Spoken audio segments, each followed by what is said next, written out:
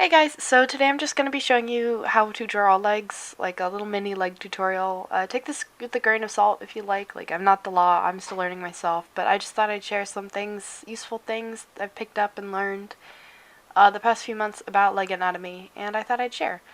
So to start off with, I just have a pre-drawn little dragon skeleton, and I'm just going to draw the front shoulder. It's just a little triangle that's simple enough. And you can draw the shoulder above it. It depends on the weight distribution on that particular arm, if it's there or not. Shoulders, they can be sharp or dull, depending on the type of dragon you're drawing. So just finish up the basic body. They're kind of like dragons. They're like big noodles, so don't be scared to draw thin or thick ones. It just depends on the body shape you're going for. Here I'm doing a very sturdy, very basic dragon here. So with the back leg, you can see there's little joints that are placed differently. Back legs and front legs, they have different joints, and they're drawn very differently from each other. So the back leg, you just go down. I'm just starting off with a little oval here. We'll come back to it later. And I'm just mimicking the pre-drawn thing I have on the right. So as you can see, just follow the joints. A basic grasp of anatomy would be nice too. And don't be afraid to erase and redo things. So it's all about S-shapes. Dragons, they're all about S-shapes. You can see them in everything. They're very big noodles. And make sure you keep things rounded, especially around like the skin and the joints, and don't be afraid to make the joints protrude a bit. And also shorten or make the legs longer if you feel like they're too long or short. It doesn't matter. Just feel free to edit it. Nothing's finished. It's the sketch. Front leg, same-ish concept, you just go down. It's a bit more straight for this dragon. A lot of people do curvy front legs. I like to do straight ones. And you can just do these little feet placeholder things that I have here. I'm going to make the shoulder go down a bit lower because I like that better. And I'm going to fix up the back because it looks too sharp. And just whatever fits. For the second leg, I mess up a bit here and I go back and completely redo it.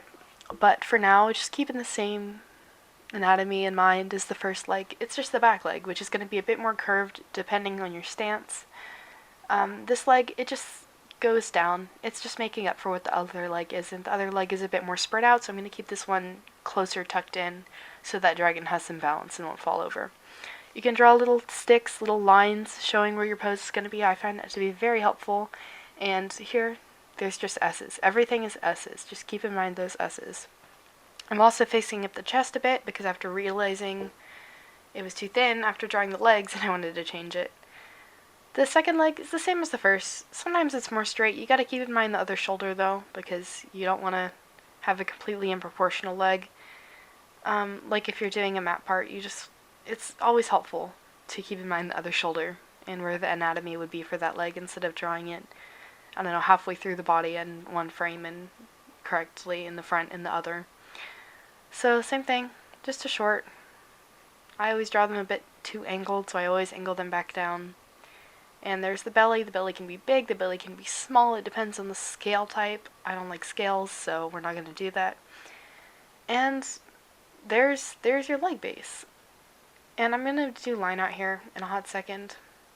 I usually do one sketch layer and then line art, but here I just did 2 sketch layers, and I guess one could be considered line art, but I'm not going to because it's really not.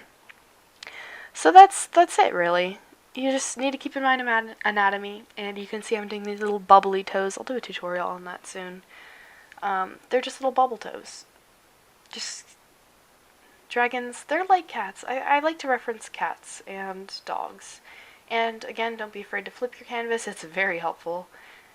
And it can help you realize anatomy mistakes that you wouldn't have seen before. So it's good to just experiment, find out new things, and study. Please do studies. Studies help so much. And reference other people's styles, and don't be afraid to try new things, you know? I'm gonna color him blue. I do not know why I was doing that. Okay,